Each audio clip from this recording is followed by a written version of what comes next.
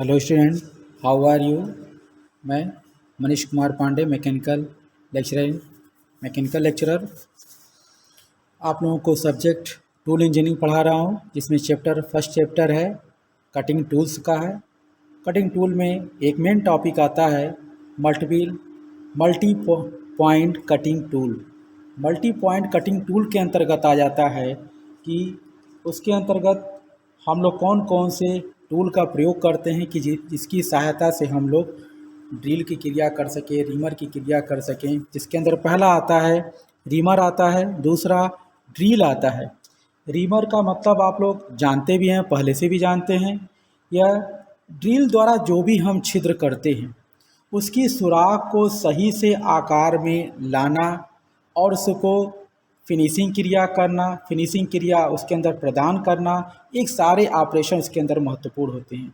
इसी क्रिया को हम लोग कहते हैं रीमर की क्रिया कहते हैं। रीमर एक मल्टी टूथ टूल के द्वारा संपन्न हम करते हैं, इस क्रिया को करते हैं। इसके ऑपरेशन के पश्चात इसको एक सरल चिकना एवं छिद्र प्राप्त करते हैं, अच्छी एक्यूरेसी का छिद्र प्राप्त करते हैं। तो रीमर का तात्पर्य आप पहले से भी समझ चुके हैं। रीमर का तात्पर्य यही चीज़ होता है कि जो छिद्र होता है उस छिद्र को हम लोग सुराख को, छिद्र का मतलब जो सुराख है उसको सही आकार में लाते हैं और उसको अच्छे से अच्छे पृष्ठ को परिष्कृत हम लोग करते हैं। इसी क्रिया को हम लोग रीमर कहते हैं। नेक्स्ट पॉइंट आता है ड्रिल। ड्रिल किसे कहते हैं? ड्रिल वो होता है जो सुराख जिसको कहते हैं हम लोग हैं। ड्रिल मतलब क्या होता है? सुराख। मतलब कि ड्रिल जो भी एक सिरे से जो हम लोग काटने वाला एक औजार होता है जिसे धातुओं में सुराख किया जाता है। इसका प्रयोग मशीनिंग ड्रिल में हम लोग करते हैं, जैसे खराद मशीन में, मिलिंग मशीन पर किया जाता है। ड्रिलिंग करते समय हम लोग करते क्या हैं कि जाब को स्थिर रख देते हैं और उसके बाद ड्रिल उसके ऊपर घूमना चालू कर देता है, जिससे कि लेथ मशीन पर ड्रिल क्या करता है? घूमना चालू करता है। लेकिन वही क्रिया अगर हम लोग करें लेथ मशीन पर अगर ले लेते हैं तो लेथ मशीन के ऊपर क्या होता है कि ड्रिल स्थिर रहता है और जाब घूमता है। इस पर विशेष हम लोग ध्यान देते हैं। क्यों? क्योंकि ड्रिलिंग के सिरे पर अन्य जगह पर अगर ड्रिलिंग मशीन पर करते हैं तो ड्रिलिंग बीट को देखे होंगे कि उसके ऊपर घूमता है और जाब हमारा स्थिर रहता है ड्रिलिंग मशीन के ऊपर। लेकिन वही क्रिया अगर सेम हम ड्रिलिंग मशीन के अलावा हम लोग लेके आते हैं, लेथ मशीन के ऊपर क्रिया करते हैं, तो लेथ मशीन पर क्रिया जो होती है वो हमारा वहाँ पर लेथ मशीन ड्रिल क्या रहता है, वहाँ पर स्थिर रहता है और जाब घूमता रहता है। इस पर हम लोग विशेष ध्यान देते हैं। नेक्स्ट पॉइंट आता है कि ड्रिलिंग के प्रकार के ऊपर हम लोग विशेष ध्यान देते हैं। ड्रिलिंग के प्रकार का मतलब होता है कि ड्रिलिंग कितने प्रकार की होती है, इस पर विशेष ध्यान देते हैं। तो ड्रिलिंग हम लोग मुख्यतः 3 प्रकार के मान के चलते हैं, 3 प्रकार की होती भी है। पहला फ्लैट ड्रिल अर्थात चपटा, दूसरा होता है सीधी नालीदार बेद स्ट्रेट फ्लूट ड्रिल, मरोड़ी बेद ट्विस्ट ड्रिल। ये जितने भी आपको 3 ड्रिल हैं, इन तीनों ड्रिल के बारे में अगर हम लोग ध्यान दें तो तीनों ड्रिल जो होता है हमारा चपटी ड्रिल की अगर चपटा ड्रिल के फ्लैट ड्रिल की बात करते हैं, इसका फिगर आप लोग देख लीजिए एक बार।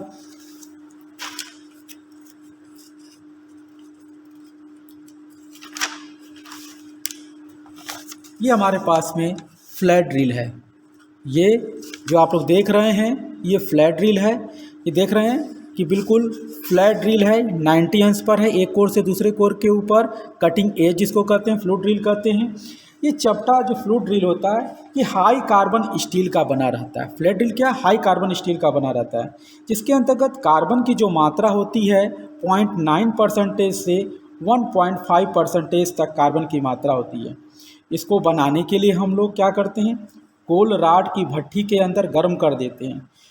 और जब भट्ठी के अंदर गर्म कर देते हैं तो फोर्जन की क्रिया करते हैं। तो फोर्जन क्रिया करने के आधार पर हम उसको वांछित आकार दे सकते हैं। पहले भी जानते हैं फोर्जन क्रिया के अंतर्गत क्या होता है कि वांछित आकार देने के लिए हम लोग फोर्जन क्रिया करते हैं। इसमें भी वही क्रिया करते हैं। जब इसको हीट कर देते हैं, हीट करने के बाद गोल राड को उसके बाद ही हम फोर्जन क्रिया करते हैं, जिससे कि वांछित आकार हम लोग प्राप्त कर लेते हैं और इसको पॉइंट ऑफ एंगल 90 अंश से 120 अंश तक होता है पॉइंट एंगल पर। और पॉइंट एंगल पर जो क्लियरेंस कोण होता है, ये क्लियरेंस जो कोण हमारे पास में होता है 3 अंश से 8 अंश के बीच में होता है। किसी भी साइज में इसको हम लोग बना सकते हैं। इसका स्टेट भी होता है, इसका प्रयोग हम लोग ज़्यादातर प्रयोग करते हैं, आप लोग सुने भी होंगे कि पीतल तथा लकड़ी के कार्यों में हम लोग फ्लैट ड्रिलिंग का ज़्यादा हम लोग प्रयोग करते हैं। ठीक है। और नेक्स्ट हमारे पास में आता है ट्विस्ट ड्रिल की। अगर हम लोग बात करते हैं तो ट्विस्ट ड्रिल हमारे पास में देखे भी हो ट्विस्ट ड्रिल, जो भी मरोड़ीदार होती है। इसके अंदर ये देखो फ्लूट्स के बने रहते हैं, जितने तुमको मुड़े हुआ सिरा दिख रहा है फ्लूट के नालीदार इसको हम लोग बोलते हैं। ये ऊपर का हिस्सा जो होता है हमारा टंग होता है, बीच का टेपर है, ये टेपर सैंक बोलते हैं। इसके अंदर फ्लूट्स बने हुए रहते हैं। अब ये जो फ्लूट्स हमारे अंदर बने हुए इसके, और ये देखिए जो बीच बीच में क्लियरेंस बने हुए, इस साइड में भी हमारे पास में, नीचे भी देख लो पहले। ये नीचे जो हम लोग कटिंग एज होता है, जिसकी सहायता से हम लोग क्या करते हैं कि ड्रिल करते हैं। और ड्रिल ये ट्विस्ट किया करती, मरोड़ीदार होती है, इसीलिए इसको ट्विस्ट, और ये कटिंग एज है। ये बीच का सिरा इधर देखो, इसको हम लोग बॉडी बोलते हैं। और इस सिरे से एज से लेके और इसके एक अंश तक 59 का होता है। ये पूरा पैरेलल सैंक हम लोग मान के चलते हैं। अब ये आजकल क्या है, आजकल सबसे ज़्यादा अगर हम लोग देखें प्रयोग होने में अगर देखा जाए तो ट्विस्ट ड्रिल का हम लोग प्रयोग करते हैं, क्योंकि ये इसका ड्रिलिंग क्रिया में बहुत ज़्यादा ट्विस्ट ड्रिल का हम लोग प्रयोग करते हैं, क्योंकि ड्रिल करने में सबसे ज़्यादा सुविधा भी होती है ड्रिल। और क्योंकि ड्रिल में एक बेलनाकार पिंड होता है जिस पर सर्पिल, देख ही रहे हो, सर्पिल फ्लूट की कटी हुई रहती है सिरा हमारे पास में। बेस से ड्रिल की जो भी ऑपरेशन हम करते हैं तो करने के बाद देखते हो कि कटिंग चिप्स आसानी से बाहर निकल जाता है। उसको हम लोग की शीतलक या कोलेंट भी पॉइंट तक आसानी तक पहुंचा देते हैं। Twist drill high carbon steel से बनाए जाते हैं और इसको सस्ते ड्रिलिंग के निर्माण करने के लिए हम लोग हाई कार्बन स्टीलों का प्रयोग किया जाता है। यह है आपका ट्विस्ट ड्रिल। नेक्स्ट आता है आपके पास में आता है, थर्ड आता है नालीदार। अभी नालीदार आप लोगों को दिखाते हैं चित्र, ये देख लीजिए आप लोग। सीधा नालीदार वेद है। ये पूरा सीधा नालीदार जो है देख रहे हैं, स्ट्रेट फ्लूट ड्रिल, ये बिल्कुल सीधा स्ट्रेट पर है। ये थोड़ा टेपर होता है, क्योंकि देख रहे हैं सिरा इसका टेपर की आकृति का बना रहता है, इसीलिए इसको बोला जाता है सीधा नालीदार ड्रिल बोला जाता है। एक स्ट्रेट का है, एक हमारे पास में टेपर का है। इसको ध्यान से देखिएगा और इसको समझने का भी प्रयास करिएगा, क्योंकि जो भी हम तैयार करते हैं इसके अंतर्गत है, क्योंकि जो भी बीट है उस बीट को आसानी से, सबसे ढंग से पहले आसानी से हम लोग समझ जाएं कौन सा बीट है, कौन कैसा काम करना है, कितने अंश पर है, टेपर कैसा है होता है हमारे पास में। इसीलिए तीनों को हम लोग बराबर बराबर भागों में बांट दिए हैं, इसलिए 3 पॉइंट कर दिए हैं और तीनों पॉइंट को आपको समझा भी रहे हैं, बता भी रहे हैं। इसी प्रकार से सीधा नालीदार जिसमें ड्रिल जो है अक्ष के, ये बिल्कुल अक्ष के समानांतर 2 सीधी नाली के एक दूसरे के समानांतर अथवा विपरीत स्थिति में कटे हुए रहते हैं। एक दूसरे के क्या है, विपरीत स्थिति में कटे हुए हैं। और ये इसका प्रयोग ज़्यादातर हम लोग कहाँ करते हैं, ज़्यादातर इसका प्रयोग हम लोग छोटे से छोटे साइज़ों में करते हैं। इसका प्रयोग ज़्यादा हम लोग तांबा, पीतल, एल्युमिनियम अथा या नर्म धातु भी मान सकते हैं। नर्म धातु के छिद्रों में भी छिद्र को करने के लिए हम लोग प्रयोग करते हैं। यह हाई कार्बन स्टील और हाई स्पीड स्टील का बना हुआ होता है। आप जान भी चुके हैं और समझ भी गए इसका प्रयोग कहाँ हम लोग करते हैं, पीतल के छोटे साइजों में। इस पीतल, तांबा, एल्युमिनियम या नर्म धातुओं को छिद्र करने के लिए हम लोग सीधा नालीदार वेद या ड्रिल का हम लोग प्रयोग करते हैं। अब क्योंकि तीनों को अच्छे ढंग से आप लोग जान भी चुके हैं, इस पर कोई बार बार बताने की ज़रूरत नहीं होगा, क्योंकि एक बार फिर से का चपटा जो होता है वो देख ही चुके हैं आप लोग। उसके बाद सीधा नालीदार, मरोड़ी वेद, इन तीनों के बारे में आप लोग जान भी चुके हैं और समझ भी चुके हैं। अब हमारे पास में आता है, नेक्स्ट पॉइंट आता है कि मिलिंग कटर। मिलिंग कटर क्या होता है? मिलिंग कटर के बारे में आपको पहले भी हम बता चुके हैं। मिलिंग कटर मशीन दिखाए भी हैं आप लोगों को, मिलिंग कटर मशीन देखे भी हो। मिलिंग कटर मशीन में कि जिसकी सहायता से मिलिंग होता है क्या है कि मिलिंग कटर जो हमारे पास में है, मिलिंग कटर में मिलिंग मशीन ठोस पदार्थ जैसे कि मेटल हो गया, प्लास्टिक हो गया, वुड या लकड़ी हो गया आदि पर मशीनन का जो भी हम लोग प्रयोग करते हैं, मल्टीपल पॉइंट टूल का प्रयोग किया जाता है, जिसको हम लोग क्या कहते हैं, कटर कहते हैं। अब जो कटर कहते हैं, कटर मिलिंग मशीन पर स्पेंडल के ऊपर विभिन्न साधनों के ऊपर पकड़ लेते हैं। जैसे कार्यखंड पर क्या करते हैं, सबसे पहले जाप को हम टेबल से बांध देते हैं और फिर जाप से जब बांध देते हैं तो बांधते हुए कार्यखंड को घूमते हुए कटर क्या करता है, नीचे से उसको हम लोग प्रोसेस करना चालू कर देते हैं। अब घूमता हुआ कटर जितना टीथ होता है, मेटल सरफेस को चिप्स के रूप में धातु को काटना चालू कर देता है और मनवांछित आकार हमको प्राप्त होना चालू हो जाता है, और या मनवांछित जो भी सतह का हम लोग निर्माण करना चाहते हैं वो हम लोग कर भी लेते हैं।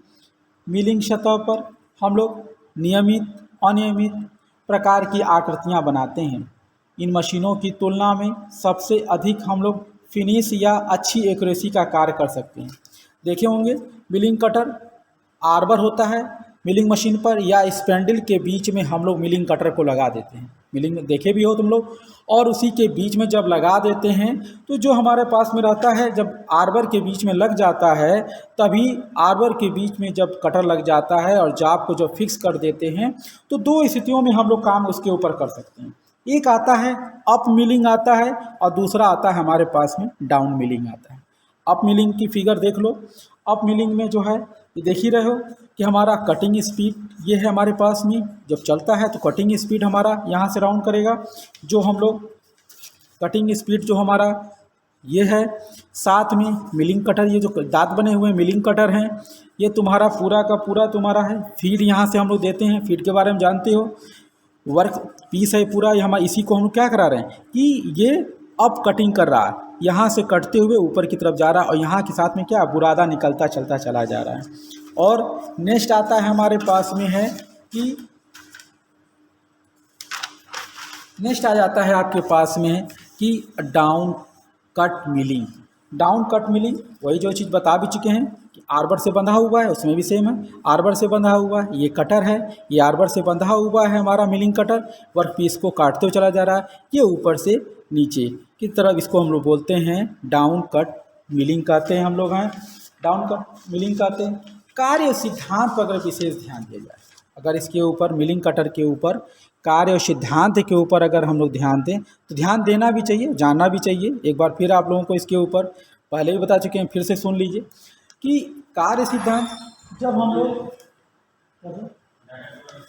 जब मिलिंग मशीन में कार्यखंड को बहुत अच्छी से अच्छी आकृति जब हम लोग देते हैं तो मशीन में क्या करते हैं कि सबसे पहले हम लोग कि मशीन को मेज या टेबल पर कस दिया जाता है। जो भी जाब होता है उसको हम लोग टेबल पर कस देते हैं और कटर से स्पेंडल या आर्बर, जिसको बता भी रखे हैं, आर्बर उसके ऊपर लगा दिया जाता है और टेबल से जो जाब हम लोग बांध देते हैं तो टेबल की गति और जो जितना हमारे पास में घूर्णन कटर या रोटरिंग कटर जिसको बोला जाता है कि सापेक्ष कार्यखंड के भरण फीड को हम लोग नियंत्रित कर लेते हैं। कटर पर्याप्त गति पर घूमना चालू कर देता है। कार्यखंड को टेबल के माध्यम से जब हम लोग फीड देकर कटर नीचे से लाया जाता है तो कटर में मल्टीपल टूथ कर्तन कोर कार्यखंड के धातु के पृष्ठ से अतिरिक्त, जिसको बोल सकते हैं अतिरिक्त धातु को अधिक मात्रा में छोटे से छोटा जितना हमारे पास में कण होता है उस कण को हम लोग काट लेते हैं। जब छोटे से छोटा कण हम लोग काट लेते हैं तो जो भी हम लोग अपेक्षित आकृति प्राप्त होती है तो कार्यखंड को कटर के जब नज़दीक लाते हैं तो टेबल पर क्या होता है कि अनुदैर्ध्य या वर्टिकल या क्रॉस 3 दिशा में हम लोग फीड देते हैं। 3 दिशा में हम लोग क्या करते हैं कि 3 दिशा में हम लोग फीड इसके ऊपर देना चालू कर देते हैं। क्योंकि अगर 3 दिशा पहले ही बता चुके हैं कि एक वर्टिकल, लंबवत, क्रॉस, जो भी हमारे पास में तीनों दिशाओं में होता है, अनुदैर्ध्य, वर्टिकल, क्रॉस, तीनों दिशाओं में जब फीड देते हैं तो फीड के हाथ से जो भी हमारे पास में जो भी फीड हम देने की क्रिया एक तो मैनुअली भी कर सकते हैं और दूसरा हम लोग ऑटोमेटिक भी कर सकते हैं। क्योंकि जितना कटर के पास हमारे पास में रोटेशन को छोड़कर अनगति हमारे होती नहीं है। तो इसीलिए जो भी हम लोग उसको फीड देते हैं, फीड देने के लिए हम लोग ऑटोमेटिक और मैनुअली मतलब हाथ से ऑटोमेटिक किसी मशीन के फटाफट देते चलते चले जाते हैं और हमारा कार्य अच्छे से अच्छे होता चलता चला जाता है। ये तो हो जाता है मिलिंग मशीन के बारे में, मिलिंग कटर के बारे में आपको संक्षिप्त के रूप में बता भी रहे हैं। नेक्स्ट पॉइंट आता है कि हम लोग मिलिंग कटर का प्रयोग कहाँ कहाँ करते हैं। मिलिंग कटर का प्रयोग हम लोग कहाँ कहाँ करते हैं जानना भी चाहिए, क्योंकि जो भी अगर हम छोटे से छोटे वस्तुओं को तैयार कर रहे हैं उनका प्रयोग नहीं जानेंगे तो उसका उपयोग हम लोग कर भी नहीं सकते हैं, और नहीं जानेंगे तो और भी दिक्कत आ जाती है। तो मिलिंग कटर का प्रयोग हम लोग वहाँ पे करते हैं कि जहाँ पर नंबर 1 आ जाता है कि अगर मान लिया जाए हम लोग कि जहाँ पर विभिन्न प्रकार की एक्सटर्नल इंटरनल सतहों पर मशीनिंग जो भी हम ऑपरेशन करने के लिए करते हैं, मतलब कि बाह्य और आंतरिक सतह पर जो भी मशीनिंग ऑपरेशन की क्रिया करने के लिए हम लोग प्रयोग हम लोग करते हैं मिलिंग कटर का। नेक्स्ट आता है आंतरिक तथा बाह्य चूड़ी काटने के लिए भी हम लोग करते हैं इसका प्रयोग। तीसरा हमारे पास में आ जाता है कि सीधा घुमावदार खांचा काटने के लिए भी हम लोग प्रयोग कर देते हैं। चौथा हमारे पास में आ जाता है कि गियर के दांत को काटने के लिए हम लोग प्रयोग कर देते हैं। पांचवा हमारे पास में आ जाता है कि फ्लैट, हॉरिजॉन्टल, वर्टिकल, एंगुलर और फॉर्मेट सरफेस का निर्माण किया जाता है, अर्थात चपटी, क्षैतिज, लंबवत, कोणीय, प्ररूपण सतहों का निर्माण के लिए भी हम लोग प्रयोग करते हैं। तो मिलिंग कटर का प्रयोग आप लोग जान भी चुके होंगे। मिलिंग कटर का प्रयोग एक बार फिर से हम रिपीट कर देते हैं। मिलिंग कटर का प्रयोग जो भी विभिन्न प्रकार की हमारे पास में ऑपरेशन करते हैं, चाहे वह बाह्य करें चाहे आंतरिक सतह की मशीनिंग ऑपरेशन के लिए हम लोग करते हैं। दूसरा आ जाता है हमारे पास में आंतरिक और बाह्य सतह पर चूड़ी काटने के लिए। चूड़ी जानते ही आप लोग हैं, थ्रेड, जो आंतरिक और बाह्य सतह को काटने के लिए। तीसरा आ जाता है कि सीधा और घुमावदार खांचा को काटने के लिए। चौथा आ जाता है गियर पे दांत को काटने के लिए। गियर आप लोग बनाते हैं, देख भी करते हैं गियर कैसा होता है। तो गियर के जो दांत होते हैं उस दांत को काटने के लिए हम लोग किसका प्रयोग करते हैं? मिलिंग कटर का प्रयोग करते हैं। इसी प्रकार से चपटी, क्षैतिज, लंबवत, कोणीय के सतहों पर अगर हम लोग का निर्माण अगर करना होता है तो वहाँ पर भी हम लोग क्या करते हैं? फॉर्मेट कटर का ही प्रयोग हम लोग करते हैं। अब इन सब चीज़ों को आप अच्छे से अच्छे ढंग से जान भी चुके होंगे और समझ भी चुके होंगे। अब आती है बात, एक पॉइंट, लास्ट पॉइंट की बात आती है इस चैप्टर के, कि लास्ट पॉइंट हमारे पास में है कि वो आता है चिप ब्रेकर। चिप ब्रेकर के बारे में आप लोगों को कई बार बताए भी हैं, और नहीं जानते हैं तो समझ भी जाइए, क्योंकि जानना बहुत ज़रूरी होता है कि चिप ब्रेकर होता है क्या। चिप ब्रेकर हम लोग रखते हैं कि मान लीजिए कि लेथ मशीन के ऊपर रख लीजिए, लेथ मशीन के ऊपर चिप ब्रेकर माने क्या होता है? तोड़ना। ब्रेकर माने तोड़ना। अर्थात लेथ मशीन के ऊपर अगर देख लो, लेथ मशीन के ऊपर एक टर्निंग ऑपरेशन अगर हम लोग करते हैं, तो टर्निंग ऑपरेशन अगर करें तो उस पर सिंगल पॉइंट ऑफ कट अगर हम लगाते हैं, तो जब लगाते हैं तो देखते हैं कि जब हम लोग काटते हैं तो उस पर चिप निकलना प्रारंभ हो जाता है। तो जो चिप हमारा निकलता है, तो चिप देखे होंगे, कुछ चिप छोटे छोटे निकलते हैं और कुछ चिप हमारे लंबे लंबे निकलते हैं। अब ये जो लंबे लंबे निकल रहे हैं, इनको हम लोग क्या करते हैं कि छोटे से छोटे रूप में आ जाए, टूट जाए। इसलिए हम लोग इसको बार बार क्या करते हैं कि अगर ये हमारा पास में बड़े से बड़ा चिप मिलता है, उसी चिप को हम लोग क्या करते हैं कि तोड़ने का प्रयास करते हैं। इसी को हम लोग क्या करते हैं? चिप ब्रेकर कहते हैं। अब हमारे पास में एक आता है हमारे पास में एक्सटर्नल, या इसको क्लैंप भी हम लोग बोलते हैं, और दूसरा आता है हमारे पास में है इंटरनल। ये इंटरनल है आपके पास में नल, ये हमारे पास में आता है। अब इसको इंटरनल, अब ये देख लीजिए कि टर्न होने पर, पहले एक्सटर्नल के बारे में समझ जाओ। क्या होता है कि एक्सटर्नल पर अगर यहाँ पर अगर हम लोग चूड़ी को काटने का प्रयास करते हैं। तो जो चूड़ी काटते हैं तो चूड़ी काटोगे तो बुरादा बनेगा ही। जो बुरादा आपको बताए हैं कि बुरादा क्या होता है कि जो थ्रेड के जो कटे हुए पीस होते हैं जब यहाँ पर रखते हैं तो ये हमारा क्या करता है, जब लंबा बनता है तो यहीं पर क्या करता है, ये रिमूव होता है। जब रिमूव होकर धीरे से क्या होता है कि रिमूव होगा और यहीं पर आके जब मैकेनिकल प्रोसेस की क्रिया प्रारंभ होती है रिमूव होगा और यहीं पर टूट जाता है। तो हमारे पास में जब टूटता है तो इसको इसी को मैकेनिकल प्रोसेस के अंतर्गत हम लोग एक्सटर्नल या क्लैंप भी कहते हैं। तो यहाँ पर जो लंबे चिप होते हैं उस चिप को हम लोग छोटे छोटे भाग में तोड़ लेते हैं। इसी क्रिया को हम लोग बोलते हैं एक्सटर्नल या क्लैंप के माध्यम से चिप को तोड़ना। नेक्स्ट आता है, इसी पर हम लोग इंटरनल भी देख लें। इंटरनल भी हम लोग देख लें कि इंटरनल अगर हम लोग देख लेते हैं तो इंटरनल पे सबसे पहले हम लोग ध्यान देते हैं कि अगर हमारे पास तो यहाँ पर क्या होता है कि टर्न होने पर यहाँ पर जो भी चिप्स होता है कि टर्न होने पर पूरा का क्या होता है कि सीधे के सीधे। अब इंटरनल पे हमारे पास में होता है कि इंटरनल पे जो भी होता है कि अब यहाँ से जो भी चिप अगर हमको तैयार करना है तो ये भी क्या होगा, लंबा होगा। अब यहाँ से लंबा होगा तो धीरे धीरे क्या कहेगा, राउंड होगा। राउंड होगा तो धीरे से यहाँ से क्या होगा, जैसे रिमूव होगा तो वैसे ही चिप क्या होगा, टूट जाता है। इसी क्रिया को टर्न होने पर जब ब्रेक हो जाता है तो इसी क्रिया को हम लोग बोलते हैं चिप ब्रेकर बोलते हैं। रिमूव होकर जो रिमूव होकर बहुत बड़ा हो जाता है, जिसके द्वारा चिप बड़ा हो जाता है रिमूव होकर, तो उस प्रोडक्ट की क्वालिटी में कुछ ना कुछ क्या करता है, फ़र्क तो पड़ता ही पड़ जाता है। फ़र्क पड़ता है इसीलिए नुकसान भी होता है। इसी के लिए हम लोग क्या करते हैं कि चिप ब्रेकर का प्रयोग करते हैं। इसी क्रिया को जो आपको समझाएं इसी को चिप ब्रेकर कहते हैं।